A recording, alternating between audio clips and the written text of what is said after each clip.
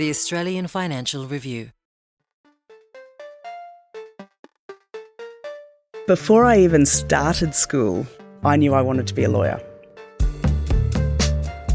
My father and my grandfather were both lawyers.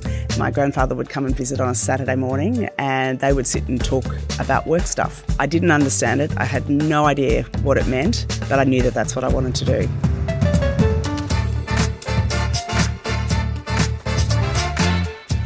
Hi, I'm Sally Patton, editor of Boss from the Australian Financial Review, and welcome to 15 Minutes with the Boss, a podcast about success and failure and everything in between.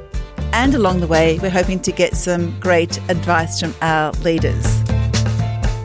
My guest today is Emma Covacevich, the Chief Executive Partner at Clayton Utz. Hi, Emma. How are you? I'm very well, Sally. Thanks for having me today. Thank you so much for coming into the studio. Now, Emma, as I said, you're the Chief Executive Partner of Clayton Utz, which is one of the big 6 commercial law firms in Australia. The firm has 184 partners, of whom 57 are women, and in total you have about 1,700 employees, including nearly 1,000 lawyers. That's a lot of lawyers. Your annual revenue is around $640 million.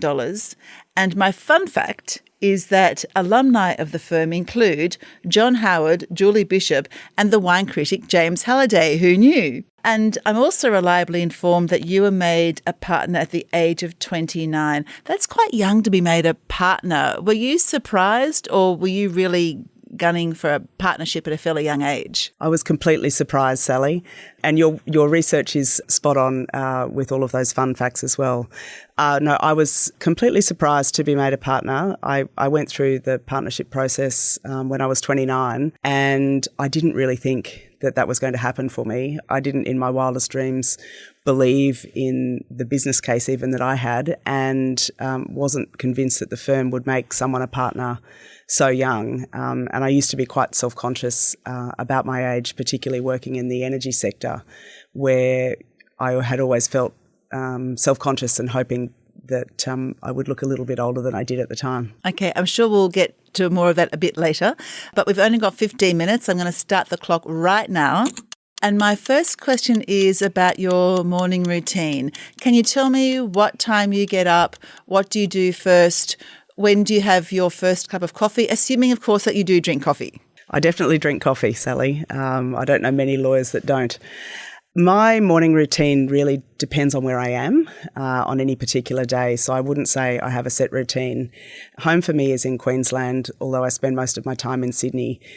If I'm in Queensland, you'll generally find me swimming up and down a black line in the pool, or if I'm close enough to the ocean, doing an ocean swim. If I'm in Sydney, though, or if it's winter when I'm hibernating a little bit, I will generally be out having a walk with my husband before work, or I might go to the gym. And then on days if I'm on an aeroplane early in the morning, sometimes exercise falls away. So it really depends. And what time do you get up? If I'm swimming at the pool, I'll be in the water at 5:30. Mm-hmm. But if I'm having a walk, it might be sort of 6 or 6:30, a little bit later. That sounds a little bit more civilised. A lot more civilised, yes. And do you do breakfast? I do. Breakfast around Christmas time might be some homemade granola that I've made, or otherwise it's usually just a piece of Vegemite toast, the breakfast of champions. I love that. My next question is about a pivotal moment in your career.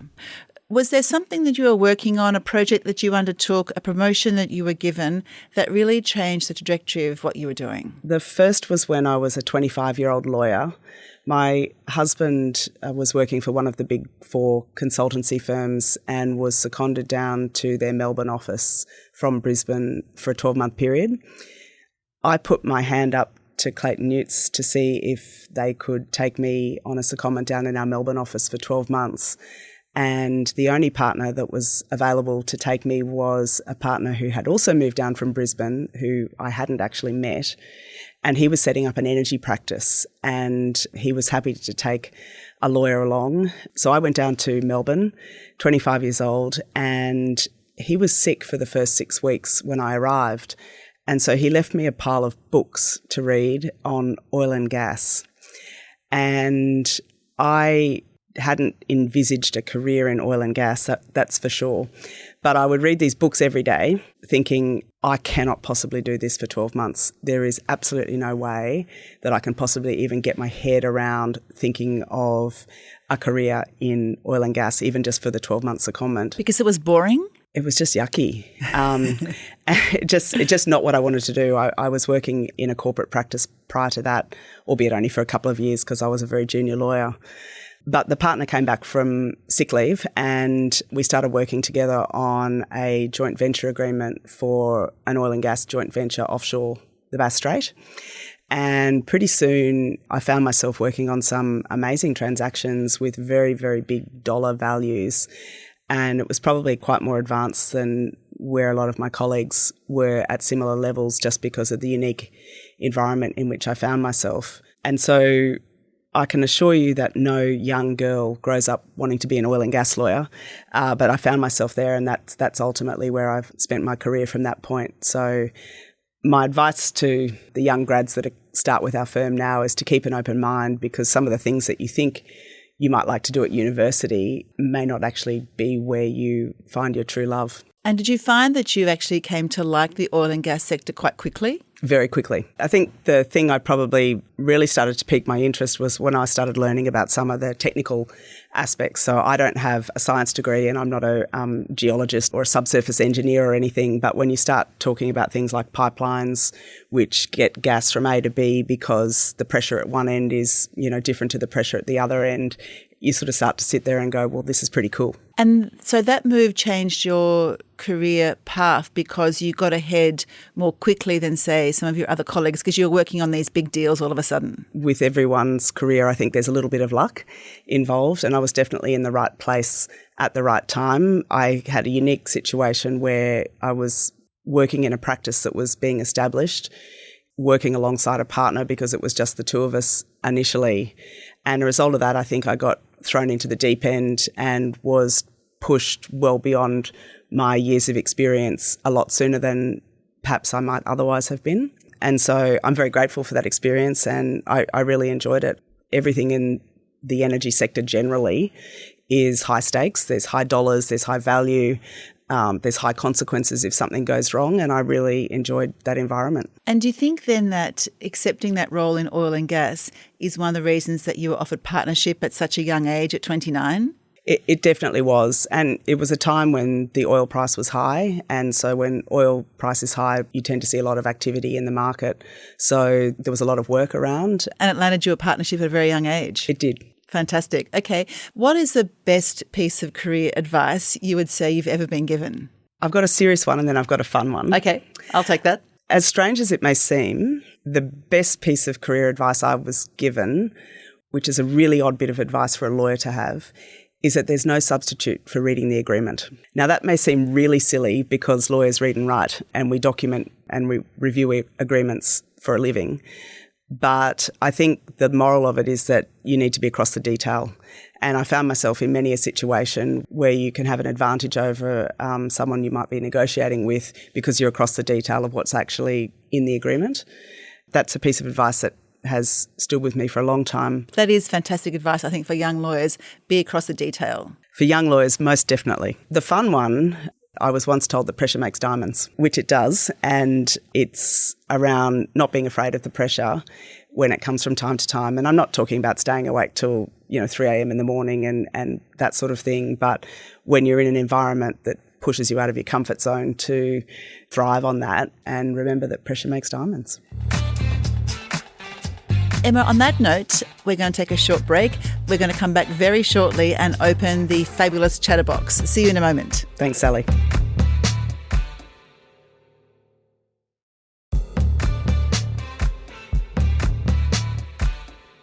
Welcome back to 15 Minutes with the Boss. I'm here with Emma Covacevich, the Chief Executive Partner of Clayton Utz.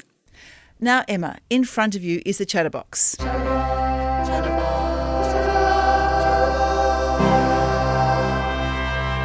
It's full of interesting questions, so select one at a time and we'll have some more Q&A. This is quite a terrifying experience. Oh, it's not that bad.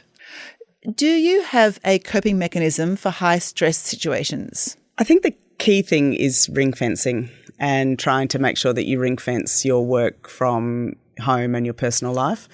In terms of coping mechanisms, I think the key thing is to make sure that you do have some downtime and take the time when you're not in the office to do things which reset and get you back to sort of an even ground. And what do you find in your case resets you and gets you back to that even ground? I love swimming. I love being in the ocean. So if I can get myself in the ocean with my head under the water, that's a good space to be. I will read an airport novel, something very light, easy, low intellect reading. I like to make apricot jam at the summertime. Yeah. I like to bake. I went through a pastry making phase where I learnt to make different types of pastry. Just anything which is really simple and that has absolutely nothing to do with work. Okay, great. Have a fish in the box. In your experience, what is the best way to get a promotion? I think in our firm, the best way to get a promotion is to deeply understand a client's business, to deeply understand the sector in which you might be working, and to really get involved in things that are happening in the sector, to get involved with the clients, to really get to understand what the issues are that are keeping them up at night, and to proactively take ideas to them and be ahead of the game and tell them what they need to know before they know that they need to know it. In a firm like ours, expertise is taken for a given. Everyone works hard, so I don't think they're necessarily the things. Law is a people business. It's very relationship driven, and it's about a relationship of trust. And I think if you have a deep understanding of a client's business and the issues that they're facing, the things that are keeping them awake at night, then I think that's probably the best way that you can promote yourself within a law firm. It'll just happen naturally. That sounds like it's a mixture of applying yourself, developing deep relationships, and being proactive all the time and going to the clients with suggestions and not waiting for them to come to you. The number one thing that clients tell me when I go and speak to them that they value in their external legal providers is the ones that take them valuable ideas and tell them the things that they need to know that they might not know. So it's constantly thinking about their business and proactively going to them and saying, do you know about this? Can we help you with that? Are you across this? Do you need some information? Yeah, no, that's really good advice. I love that. Okay, Emma, have another fish in the box. Thank you. Good fishing. What's the hardest thing about leadership? I think the hardest thing about my role is being on all the time and making sure that I bring 100% to every conversation that I have, every meeting that I go to when I'm present. And that's sometimes hard when you're tired or you're travelling a lot and sometimes run down. At times when you don't feel like doing that, do you have to sort of stop and think that maybe you're tired, but you've just got to smile anyway and be present anyway? I'm working on that. I'm not sure I've nailed that 100% of the time, but I do try and think about what I want people to think, feel and do. And I think a large part of that is influenced with how you show up. So it sounds exhausting. Are you exhausted every night when you get into bed? I don't have any troubles getting off to sleep. Do you think a lot about sleep so that you can do just that, show up all day, every day? I'm not one of those people that's focused on sleep or tracking my sleep or anything like that. I don't need a lot of sleep to get by. Oh, half your luck. Yeah, I have members of my family that need a great deal of sleep and they're very grumpy if they don't, but I'm fine. I don't need a lot. And I never have, even as a child, I didn't sleep particularly well. Really? So like 4, 5, 6 hours is enough? That'd be enough, yep. 6 hours is plenty? Plenty. Wow, okay. I'm jealous. Have another fish in the box. Do you have a process that you can use to help you make tough decisions? How do you make tough decisions? Never solo. Oh, okay. Do explain. I have a great team of people around me. I am consensus driven in terms of decision making, and I like to consult to get the input of, not a wide range of people necessarily, but relevant people who might have a different perspective or something that I haven't thought of. So tough decisions, never solo. And for you, what are the toughest type of decisions that you need to make in your business? I think the toughest decision for any law firm leader is around conflicts of interest, where there might be a commercial conflict between two clients or where you have to make a decision as to which set of instructions you'll take, because you will always have partners and their teams who are affected by those decisions, and I think they're the ones that are hardest to make. Okay. Have another dive into the box. Okay. When you were at school, what did you want to be when you grew up? Before I even started school, I knew I wanted to be a lawyer. Really? I had absolutely no idea what it meant to be a lawyer, but my father and my grandfather were both lawyers, and I would see them sit at the kitchen table. My grandfather would come and visit on a Saturday morning, and they would sit and talk about work stuff. I didn't understand it. I had no idea what it meant, but I knew that that's what I wanted to do. So I have single-mindedly wanted to be a lawyer since I was 5 years old. So what was it, do you think, about that conversation on a Saturday morning that you found interesting if you didn't understand what it was? Did you just like the idea that they had something to talk about and they seemed very passionate about it?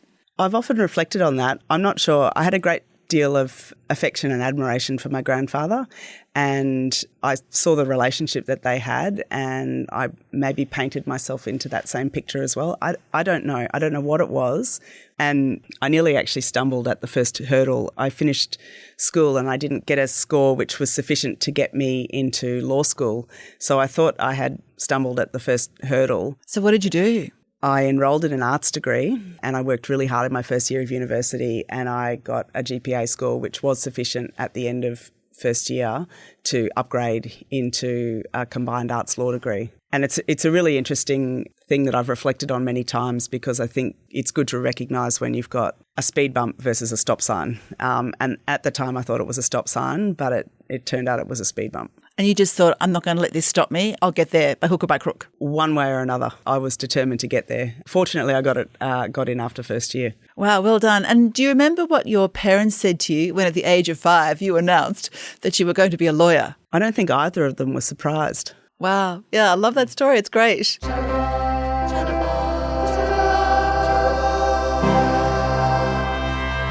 You have passed with flying colours the Chatterbox section. I now have one final question for you, and that is, if for some reason you weren't the chief executive partner at Clayton Utz, what do you think you would be doing? If I wasn't a partner of Clayton Utz, I would be a lawyer somewhere. If I wasn't the chief executive partner of Clayton Utz, I'd like to own a bookshop. And if you were to go back to being a practicing lawyer, would you go back into oil and gas, or is there another area of law that you would love to practice in? I'm passionate about the energy sector, and I think it would probably be a mix of working on some of those traditional things, but also the new energies that are coming through. Right, so you really still do have that great passion for energy. I have a great passion for energy, but whether that's actually what I do, I don't know. That's fantastic. And with that, Emma, your time is up. Emma, it's been really fascinating talking to you today. I really love your advice to young lawyers, which is that you may just find your true career love in unexpected areas, and to read the documents fully and be across the detail.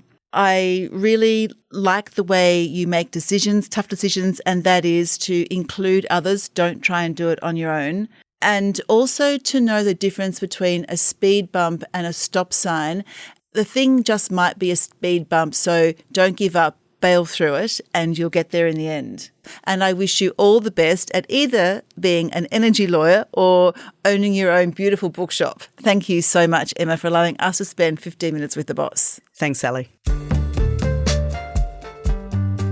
And thank you to everyone for listening. If you like the podcast and you want to hear more, consider sharing the podcast or writing a review, as it helps us to reach more people. And follow us wherever you get your podcasts.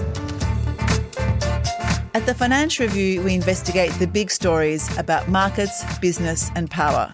For more, go to afr.com, and you can subscribe to the Financial Review, the daily habit of successful people, at afr.com/subscribe. This podcast was hosted by me, Sally Patton, produced and edited by Mandy Coulin. Head of audio is Alex Gow, and our executive producer is Fiona Buffini.